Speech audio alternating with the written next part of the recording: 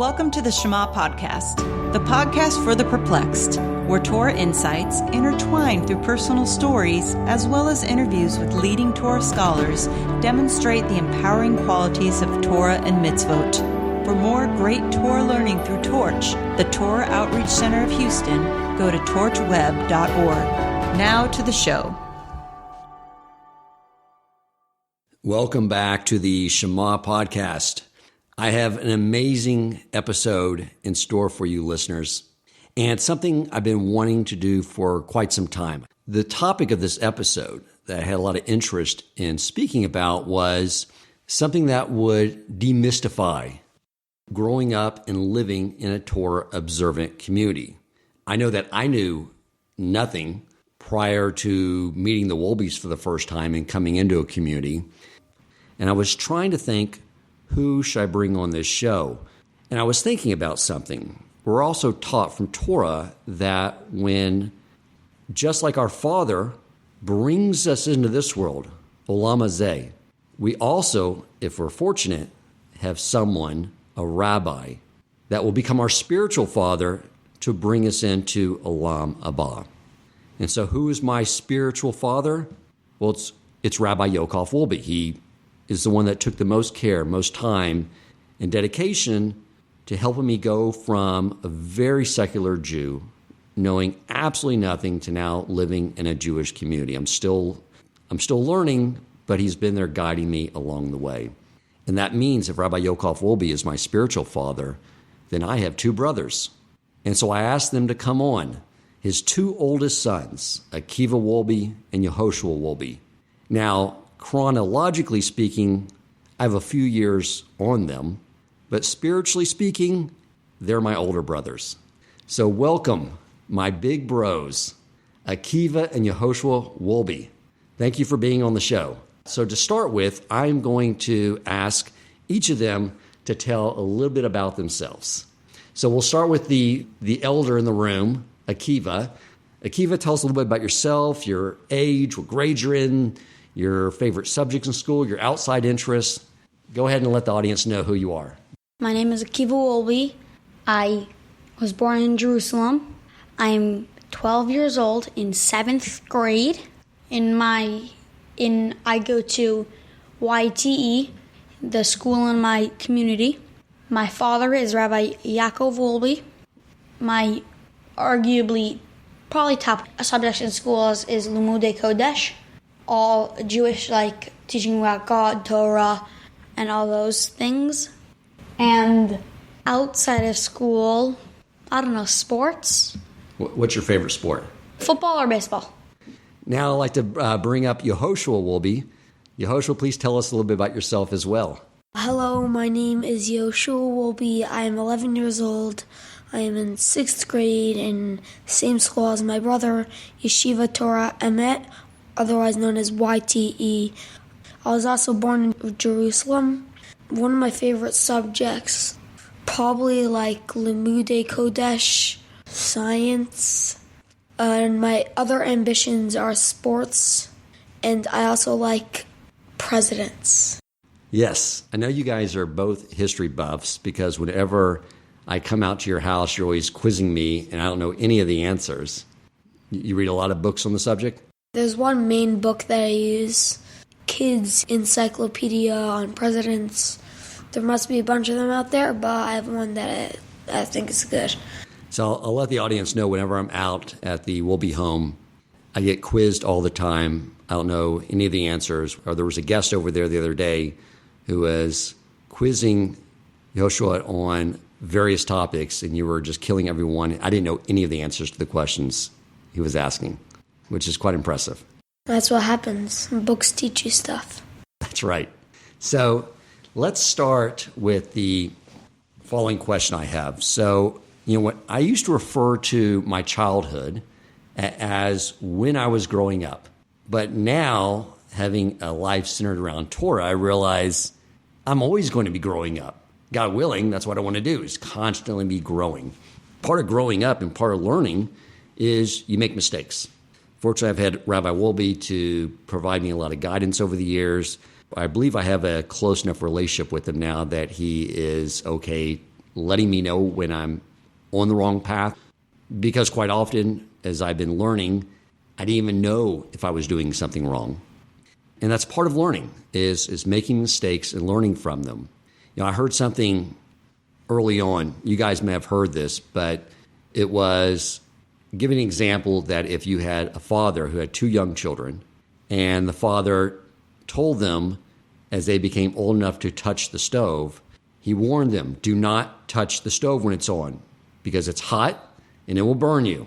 So one of the sons says, okay, takes it to heart. He doesn't go anywhere near the stove. The other kid reaches up and touches the stove and burns his finger. Which kid knows more truly that stoves are hot, the first kid or the second kid? Without a doubt, the second kid. He felt it personally. He experienced it. Talk about taking it to heart. That's how, sadly, I learn. I have to burn myself constantly in order to really learn it. If you're smarter, though... But isn't that the best way to learn? Like, let's say you want to learn how to ride a horse. You see somebody else riding. What do?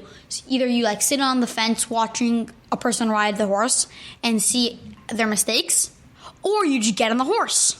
Most people would get on the horse because that's what you do. Because that's the way it's easier to learn. Because I can't say, I can't do this, and I can't do this, but what do I do? I agree, 100%. So my question is growing up, and we'll start with Yehoshua, that tell me about the experience with your father, Rabbi Yehoshua Wolbe, with your mother, Chaya, how they raise you and teach you. And I know you guys are perfect angels, but maybe you've made a mistake here and there. How they go about guiding you and nurturing you and helping you learn from those errors and mistakes to grow up to be the fine men you are and the tzaddiks that you will become one day. The way I learn with my parents, as in physically learn, me and my father learn from time to time. You study Torah together? And how does your father and mother go about helping you when you make a mistake or you're struggling with something? Well, I think when I have a mistake, my parents will tell me the right thing to do and see if you do it again and if you do the right thing, then you've learned. Perfect. Akiva, what's your experience been like growing up in your home and how they've raised you and how they teach you? Go ahead and answer that same question for us. Well, also, my brother said 100%, but also they start teaching you from a very young age. My sister, Rivka, she's not even 2 years old. We're trying to teach her Moshe Kibbutz Torah Sinai. Moses got the Torah from Sinai. So you're starting really, really young because that's the prime time. And why is that the most important thing for a child to hear as soon as they can begin to talk? Because once it's embedded in their mind, it's easier. Because what's easier, trying to teach a 3-year-old to read or a 19-year-old? It's a very, very different experience. Or a young child to learn the truth that Torah came from Moses received it from Hashem. Yeah. Versus me, I had to try to learn that when I was 40 years old. It's very hard. Exactly. That's why I applaud everybody, including you, that at such an age, they started to learn Torah. There was a man. That man's name was Akiva. He was an honest shepherd, and he lived with his wife. They were living in poverty. He lived in this old house, and he was a shepherd. Then when he turned 40, he's like, okay, it's time for me to start learning. So he came to a little kids class like kindergarten. He sat down with the little kids, and he learned, and he went up higher and higher and higher and higher until he became one of the greatest tzaddikim, Torah scholars that there ever were. That's a great story. He started off learning Aleph Bes with young children. So I have a challenging situation I would like your input on. So I'll start with you, Akiva. So here's my challenge, is that I am now studying Talmud with your dad. And he said, no art scroll, only Hebrew. And I'm very new to Hebrew, just like Rabbi Akiva. Except he was probably speaking in Hebrew. You know if he was? Was he speaking Hebrew or was he speaking a local dialect? I assume he was. Like if it in where he lived, I'm assuming. Okay, so he had to learn how to read it. So the language is so new to me. So like my ability to learn Talmud is new but has more potential, but my weak muscle is in learning Hebrew, just getting comfortable reading it, right? And then remembering what the words mean. And so I'm real behind in the class because I've been so busy with the move, and then the holidays came and work got busy. And so I'm totally behind with the rest of the group. And so I was trying to think, what is the best path to get caught up? Because I have to do this. And I'll say this too, my Yetzirah really, I know, does not want me to do this because this is a big move to be able to know the Hebrew language, pray in Hebrew, and study Talmud in Hebrew. So I'm looking at 3 different pathways to get ramped up and up to speed and caught up with a class. The one is a more conservative path where I go back and I watch the videos and practice by myself for like the next 30 days until I get caught up and then join in with the class. That's one option. The second option is I just jump in with the class, which will probably have a potentially higher return on effort because I'll be struggling more, which will facilitate greater learning. But the greater risk with that greater reward is that I'm going to get frustrated because my classmates, which are a lot younger than me, are going to be so far ahead. I'm going to feel lost, and then I'm going to listen to my Yetzirah, say things in my head to make me frustrated, and I'm going to want to quit. The third option, which I haven't figured out totally, is what I like to do in the investment world. I like to take the higher return option, but introduce a third variable that removes the risk from it. I haven't figured out how to introduce that third variable to remove that potential risk of getting frustrated and potentially backing away from it. So Akiva, what do you think I should do? There's one way to eliminate the risk is to before even you start worrying and everything, just say, okay, fine, I'm getting this done. Gut determination. But also, I think it may be easier for you to learn the Talmud is you jump in with a class, but by yourself, you start from where you are, and then catch up. Okay. But by yourself, or with my father, one-on-one. Right. Your father did say he would help me one-on-one. Do you agree with that, Yehoshua, or what's your suggestions for me? I think that's absolutely correct. Because it's always good if you want to learn something and you want to know it, the only way to do it is practice. Let's say if you want to get good at something, the best way is to practice. And isn't it also true that the more humble we are, the more it's easier for us to absorb Torah? Yeah, if you're humble, you don't feel so high in the world. The Torah says that Moses was humble. So Moses was humble and he became a great tzaddik, So I think maybe being in an environment where everyone's surpassing me is something I could just remind me to be humble, and that might help me in my learning process. Now, it sounds like you guys provided me the solution to option 3, to take on the higher return option that hedge and mitigate the risk away. And that third variable that you so eloquently explained, Akiva, is that third variable to hedge the risk is determination. I'm going to take that advice. I'm going to go with option 3, jump back into the class, continue to review by myself with your dad, and hedge away the risk of failure and getting discouraged by having determination. Now, I have great resources. I can ask you guys for help and your dad when I'm struggling with the text and how to interpret it. Excellent.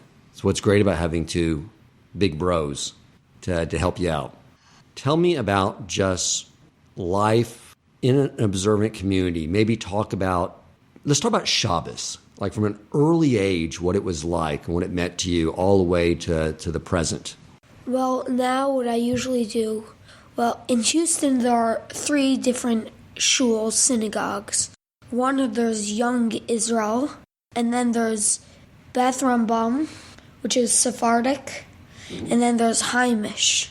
Well, I go to Heimish, and what I usually do, Shacharit there is usually at 9:35, and then it'll end at like 12, from 12 to like 2:30-ish.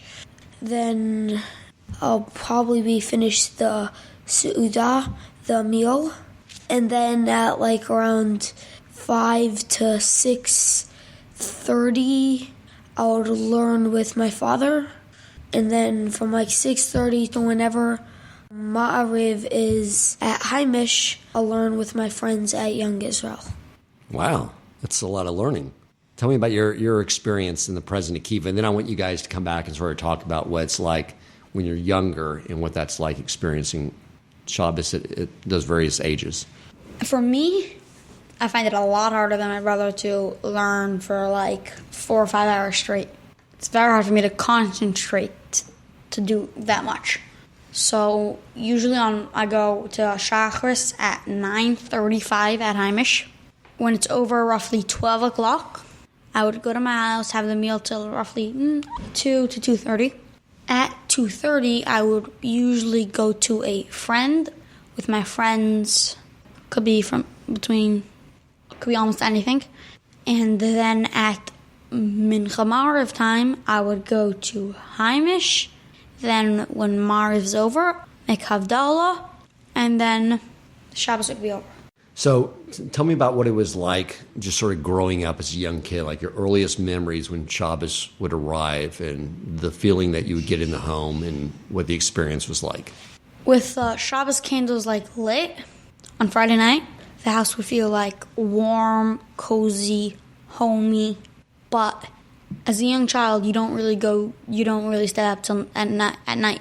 So Shabbos day, it just radiated with a glow, like the Shabbos table set, and like all those beautiful Shabbos things, such as like no electronics. All kids are addicted to that, without a doubt. Very true. So what do you do instead when you don't have electronics? I don't usually have electronics on weekdays either, which is very good. So you spend a lot of time with your family? Family, friends. We every year we might get like a new board game. We have several board games that every once in a while our whole family will play, like a board game, for instance. And you can make a whole thing out of it. How about you, Yehoshua? What were some of your earlier childhood memories of Shabbos? My brother said it's totally like he says. But before Shabbos, like Friday afternoon, school has just gone out and everyone's rushing to take showers and get ready before Shabbat. So it's like a whole hubbub of activity. The tiny kids are wreaking havoc, and everyone is pestering their mother for when she's trying to bake. And you don't know where your shirt is. You don't know where your pants are.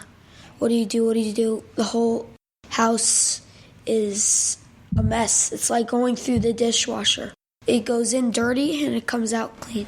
I love that. Very nice. Now, whenever the first time I experienced a Shabbos was when your mom and dad invited us out. We were still driving on Shabbos. I didn't even know really what it was. And we came out to the home. You guys were much younger. This was 6 years ago. And you guys are just running around, going crazy, having so much fun. My daughter's only experience with Shabbos was we would drag her to the synagogue where she would sit on a Friday night and have to sit there and be still in a chair when she was around 5 years old, which I didn't want to sit there in a chair and, for 3 hours. And it's different the way they did the services then. It was everyone's sitting there and you're sort of just listening to someone else the whole time. You're not going, no one's getting into it. Yeah, no one's just going there in an Orthodox shul and where they go there just to pray. It's more you're being entertained. And so I would just be thinking about something else. My daughter would be going crazy sitting there. So it wasn't a good experience. Then we went to your house. Then she's like, this is fun because you just get to play and be excited about the evening. And everything was just very festive. And there was so much love and joy in the room that was one of the first things that really got me and my wife to say, this is the right way.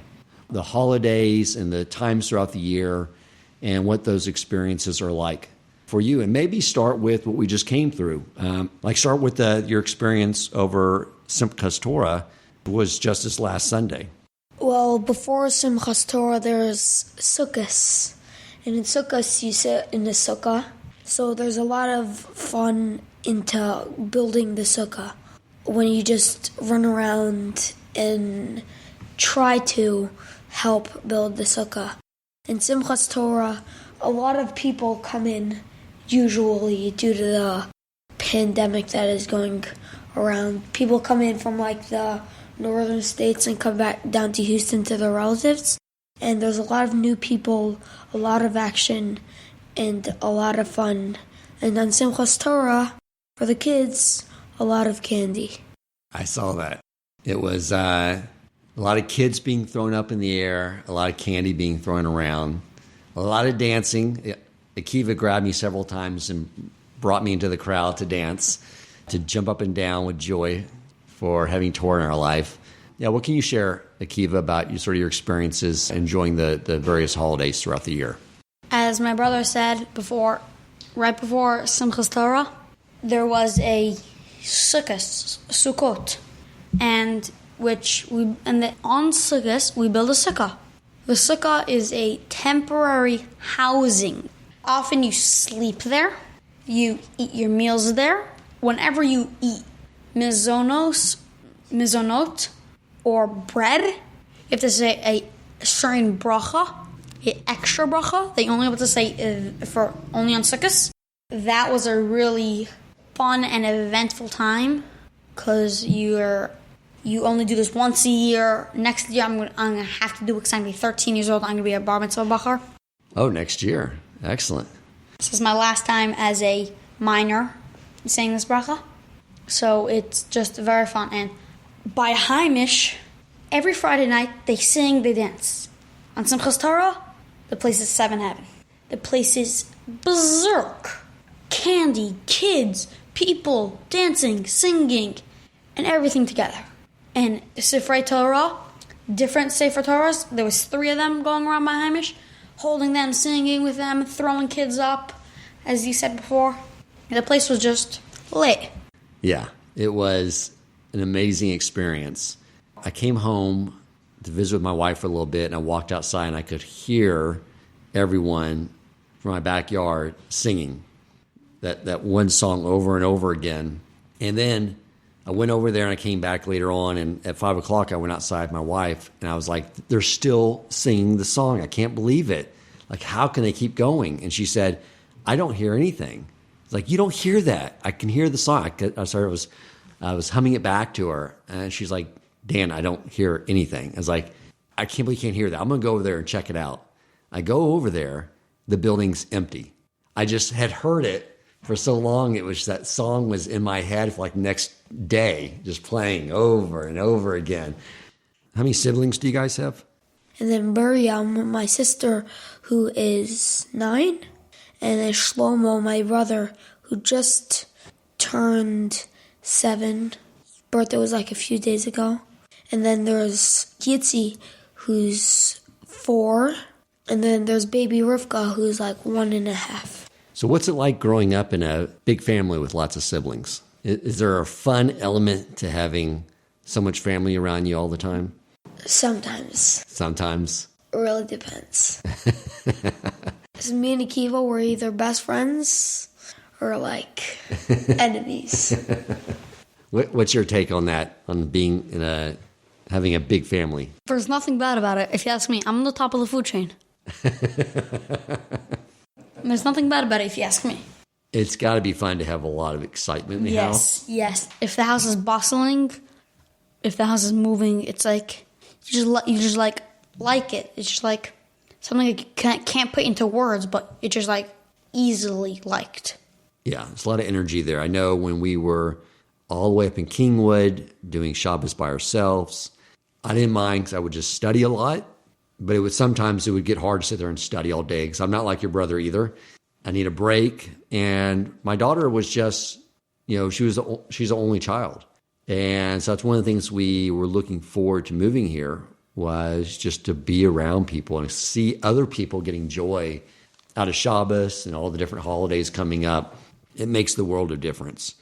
Tell me about your mother, Haya, and how she navigates and manages this big, beautiful family with all you wonderful kids that are going in a gazillion different directions at once. I can't know. I don't know. I never will know. But I can just say this. She is the nicest person in the community by far, in the world by far. You don't know how she does it, but you're just appreciative that she does. Very much so. It's called mother power. Mother power. Yeah, and then wherever we go, there's always an amazing meal. Can't say no to that. Yeah, there's always an amazing meal, and yet she's navigating all of you kids, and we're just always blown away. And you're right, she's always the sweetest, warmest person we know. And it's just remarkable to us. We don't know how she does that. So one of the amazing things that I've experienced since I've been here that's totally different from what I experienced before was back up in the suburbs. I really didn't know my neighbors at all. I would go for a walk and I would wave and say hello. I knew a few of their names, but really maybe that was it. We all just sort of kept to ourselves. We had maybe sort of our own little social circles that we went to outside of our street, but no one really knew each other. And I come here, and on day one, everyone's coming up and introducing themselves to me. I met more friends in the last 30 days than I made in my entire lifetime. And it's crazy how you're just walking around, everyone's introducing themselves, and you're getting to know so many people. And I'd like to get your take on that as well, what it's like just being in a community where you have so many friends. Akiva, do you want to start? In a Jewish community, there's a lot of socializing. Even due to this pandemic, there is a lot of socializing. We still go to school with masks, but yes, we still go to school, we still talk. We still have sometimes have baseball games at the park, whatever. We still talk. We still socialize.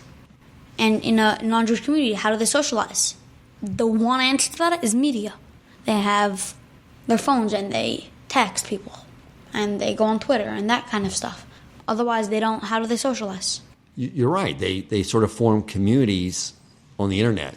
Here, it truly is a community because it's like one almost big family that you're coming into. It's also like you have friends. You have more friends. I would say that I'm friendly with like all the kids in my class. I have like around 20 kids in my class. And I know all of them. I can have a proper conversation with them. I'll tell you what it's like in a public school, especially in a big public school like Kingwood. There would be, like, especially by the time you get to middle school and high school, there's around 1,000 kids in a grade. So what happens is you have all these small little subgroups, and to where you'll build friendships. Like my daughter has 2 amazing friends up there that she's still very close to, but you don't know everyone in the grade at all. So that's one of the things my daughter has enjoyed here is that there's 6 girls in the 9th grade. There's not enough girls to form cliques. So one of the things that's different is when you're in a public school and there's so many kids and it's a non-religious environment, what you are finding common ground with, which creating the friends that you end up having are based around some similar interests like music or sport, forms all these cliques. Here, what do we have in common? We're all Jewish. We all believe in Torah. So we're experiencing the holidays together. We're unified around a very central core set of ideas and beliefs that brings just like this instantaneous unity to us. And because the class size is smaller, you guys probably get much more one-on-one type of tension that helps the teacher teach directly to each student versus a large class. Would you agree with that, Akiva? Yes, I would. And I would also like to point out what my brother said. We also have like math, social studies, language arts, those secular studies. What else would you like to share, Akiva? Our community is very, very small. Me and my brother Yehoshua have a mode of transportation that we both can use. It's called a Segway. But I can segue from one end of the community to the other in less than 10 minutes. It's a very small community, so it makes it easier to know other people. So I know a lot of people in my community. Our community's tight, and let's say, please God, this will not happen, God forbid, a fire breaks out in somebody's house, and somebody, a Jew, and whatever, the firemen put out the house, whatever, but it's $100,000 in damage. They own the house. That $100,000, not all of it will be paid by the family. Most families would contribute, I don't know, here, we have enough money for ourselves, thank you Hashem, thank you God. We have enough money, so here, take this couple $1,000, please use it to fix your house. So if so many people do this, it helps a lot, because they're like a team. They get reward together and punishment together. That is a great point, because the neighborhood I came from, if someone's kid went out to go play and didn't come back, they didn't know where they were, they would panic, they would call 911 and freak out thinking something happened to their kid. Here, you guys can go out, I know, on Shabbos, and your parents don't know where you are half the time, but they know that you're in this community, that you're at someone's house. The whole community is looking out after everyone else's kids when they see them going down the street to make sure everyone's safe. It's an environment in a situation that kids and parents don't get to experience, because they can't let their kids just go be kids and go run around and play and have fun because they're worried about something happening to them. Gentlemen, it was a total joy to have you. I appreciate you sharing with the listeners how amazing it is for a Jew to experience it, to live in a community, to have their life centered around Torah with not only their family, but an extended family by the community that they become a part in. So thank you very much for sharing all your insights and wisdom with us. No problem. Thank you for having me and my brother on this wonderful show. I wish you to have a very successful job doing your podcast. I hope you get millions of listeners, millions of downloads. If you enjoyed this episode, please consider supporting Torch so they can continue to spread Torah wisdom to the world by making a donation at torchweb.org and clicking donate in the top right corner of the page. And if you would like to get in contact with our host with comments, suggestions for future topics of learning, or questions for him or his guest rabbis, you may email him at president@torchweb.org.